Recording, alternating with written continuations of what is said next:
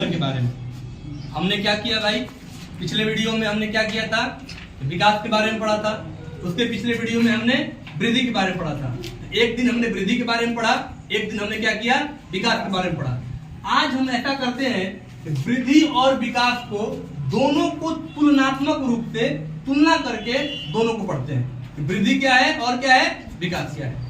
इससे क्या होगा कि वृद्धि और विकास से संबंधित जितना भी हमारे दिमाग में अवधारणा है, जितना भी डाउट होगा, जितना भी कॉन्सेप्ट होगा, सब क्लियर हो जाएगा। ठीक है, देखिए सबसे पहली बात कि जो शब्द वृद्धि है उस शब्द को हम क्या कहते हैं, संवृद्धि भी कहा जाता है, अभिवृद्धि भी कहा जाता है। अगर आपके एग्जाम में वृद्धि के जगह संवृद्धि या अभिवृद्धि आ जाए तो परेशान मत होइएगा। एक ही चीज है, खाली क्या हुआ है, नाम बदला है। वृद्धि कह लीजिए, संवृद्धि कह लीजिए या अभिवृद्धि कह लीजिए, चीज क्या है, एक ही है, बस नाम बदला है। समझते हैं इसके बारे में भाई क्या है। वृद्धि को क्या कहा गया, वृद्धि एक सरल प्रक्रिया है, एक सिंपल प्रोसेस है।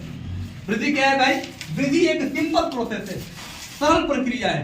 क्यों है सरल प्रक्रिया भाई, सरल प्रक्रिया इसलिए है क्योंकि इसमें किसको शामिल करते हैं हम, केवल और केवल शारीरिक परिवर्तन को शामिल करते हैं। वृद्धि में हम केवल और केवल शारीरिक परिवर्तन शामिल करते हैं, और चूंकि जब एक पक्ष शामिल कर रहे हैं, केवल और केवल शारीरिक कर रहे हैं, तो क्या हो गया, ये एक सिंपल प्रोसेस हो गया। क्या हो गया भाई, सरल प्रक्रिया हो गई। वही विकास क्या है भाई, विकास एक कॉम्प्लेक्स प्रोसेस है, जटिल प्रक्रिया है। विकास क्या है, एक जटिल प्रक्रिया है। जटिल क्यों भाई, क्यों कहा गया इसे जटिल प्रक्रिया। जटिल प्रक्रिया इसे इसलिए कहा गया कि इसमें वृद्धि की तरह केवल शारीरिक शामिल नहीं है, शारीरिक भी है, संज्ञानात्मक यानी कि दिमाग से जुड़ा हुआ मानसिक भी है, और क्या कहा गया, सामाजिक भी है, और क्या कहा गया, संवेगात्मक यानी भावना से जुड़ा हुआ भी है। क्या कहा गया भाई, विकास में शारीरिक पक्ष भी है, संज्ञानात्मक पक्ष भी है, ठीक है, और क्या है भाई, सामाजिक पक्ष भी है, और क्या है, संवेगात्मक यानी कि भावनात्मक पक्ष भी है। क्योंकि इतना सारा पक्ष शामिल है, तो जिसमें इतना सारा पक्ष शामिल होगा वो सरल तो नहीं होगा, क्या होगा, जटिल होगा। इसलिए विकास को क्या कहा जाता है, कि विकास क्या है भाई, विकास एक जटिल प्रक्रिया है। जबकि वृद्धि को क्या कहा जाता है, वृद्धि को कहा जाता है कि क्या है, एक सरल प्रक्रिया। इतना पॉइंट क्लियर हुआ, बोलिए भाई। आगे बढ़ते हैं। आगे ये कहा गया कि जो भाई वृद्धि की जो प्रकृति होती है, जो वृद्धि होता है, ये क्या होता है, एक निश्चित सीमा के बाद रुक जाता है और स्टॉप हो जाता है। क्या कहा गया भाई, वृद्धि जो होती है वो क्या होता है, एक निश्चित सीमा के बाद, एक लिमिट के बाद क्या होता है भाई, एक लिमिट के बाद क्या होता है, रुक जाता है। मतलब क्या हुआ, मतलब ये हुआ वृद्धि का एक लिमिटेशन है, एक सीमा है। हमने पिछले क्लास में पढ़ा था, क्या था भाई, आकार का बढ़ना, और क्या था भाई, ऊंचाई का बढ़ना, भार का बढ़ना, क्या कहलाता है, वृद्धि कहलाता है। अब एक बात समझिए आप भाई, जो ऊंचाई बढ़ती है तो क्या ऊंचाई जन्म से लेकर मृत्यु तक बढ़ते रहती है, या 22 साल 25 साल 30 साल के बाद रुक जाती है, रुक जाती है। अगर सोचिए अगर बढ़ते रहती तो क्या होता, लिफ्ट से ज्यादा लंबे लंबे आदमी हो जाते। अरे बात समझ में ना। इसीलिए क्या कहा गया भाई, ऊंचाई का बढ़ना क्या है, वृद्धि है। तो जब ऊंचाई का बढ़ना वृद्धि है तो क्या भाई, ऊंचाई हाइट जो है इंसान का एक समय के बाद रुक रहा है कि नहीं रुक रहा है, बिल्कुल रुक रहा है भाई। इसलिए क्या कह दिया गया कि वृद्धि क्या होता है, एक निश्चित समय के बाद, फिक्स टाइम के बाद, फिक्स लिमिट के बाद क्या होता है भाई, रुक जाता है। जबकि विकास क्या है भाई, विकास रुकता नहीं है, विकास जीवन पर्यंत चलता है। विकास क्या है भाई, विकास जीवन पर्यंत चलने वाली प्रक्रिया है। जीवन पर्यंत कहने का क्या अर्थ हुआ, जीवन पर्यंत कहने का अर्थ हुआ जीवन भर। विकास कैसी प्रक्रिया है, विकास है लाइफ लॉन्ग प्रोसेस कहा गया, जीवन भर चलेगा। क्यों भाई जीवन भर चलेगा, इस बात को समझते हैं। देखिए विकास में केवल शारीरिक चीज थोड़ा शामिल है, इसमें आपका व्यवहार शामिल है, इसमें आपका दिमाग शामिल है, दिमागी क्रिया शामिल है। हो सकता है कि आज आपकी समझ खराब है, या मान लेते हैं कि 50 साल तक आपकी समझ कुछ है, तो क्या 51वां साल में आपकी समझ बढ़ नहीं सकती है, बढ़ सकती है भाई। तो हो गया ना विकास, हो गया ना बढ़ोतरी। आप मरने से एक दिन पहले भी कुछ ना कुछ सीख सकते हैं, तो हो गया ना बढ़ोतरी।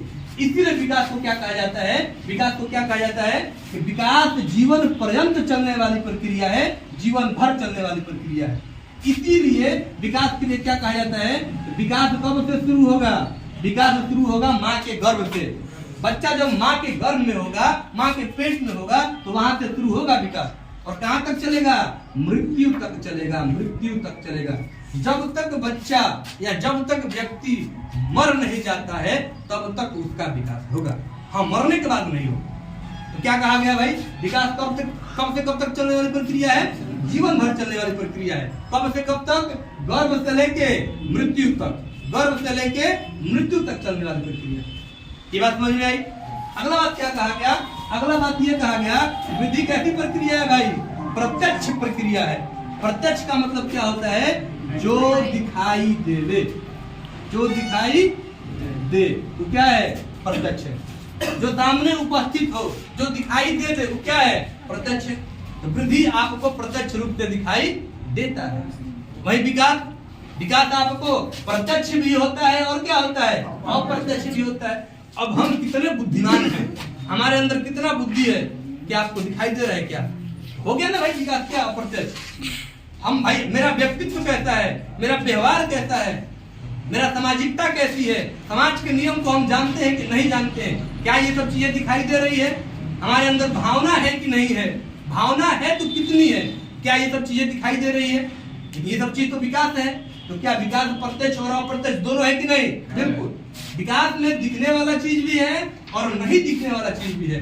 दिखने वाली चीज को हमने प्रत्यक्ष कह दिया और नहीं दिखने वाली चीज को हमने क्या कह दिया? अप्रत्यक्ष। ये पॉइंट क्लियर हुआ? साथ ही क्या कहा गया? विकास क्या है भाई? विकास में होने वाले परिवर्तन मात्रात्मक परिवर्तन कहे जाते हैं, परिमाणात्मक परिवर्तन कहे जाते हैं।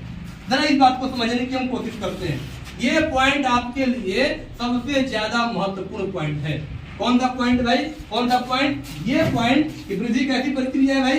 वृद्धि में होने वाले परिवर्तन क्या होते हैं? वृद्धि में जो परिवर्तन होते हैं वो कैसा परिवर्तन होते हैं? वो परिवर्तन होते हैं मात्रात्मक। मात्रात्मक कहने का अर्थ ये हुआ जिसे हम क्या कर सके? जिसे हम माप सके, जिसे हम तौल सके, जिसे हम मेजरमेंट कर सके, जिसे हम माप सके या तौल सके। वो चीज क्या है? वो चीज है मात्रात्मक। जैसे एग्जाम्पल के तौर पे आप किसी लड़के से मिले, आज आपने क्या किया? आज आपने किसी लड़के से मिला, आप घर पे गए और आप अपने भाई को बता रहे हैं, तुमको पता है आज हम एक लंबे लड़के से मिले हैं। कैसे लड़के से मिले हैं? लंबा लड़का से मिले हैं। आपका भाई का सवाल क्या होगा? कितना लंबा, कितना लंबा? तो आप वहां बता पाएंगे कि भाई 6 फीट था कि 7 फीट था कि 6.5 फीट था। यानी कहने की मतलब जिसे मापा या तौला जा सके वो चीज क्या है भाई? उसी चीज को हम कहते हैं मात्रात्मक। एग्जाम्पल के तौर पे एक और बात समझिए। आप जाते हैं क्या भाई? किराने की दुकान पे। आप कहते हैं, क्या कहते हैं कि हमें 5 किलो क्या करिए? चीनी दीजिए, या 5 किलो कोई और चीज मांगते हैं, या सब्जी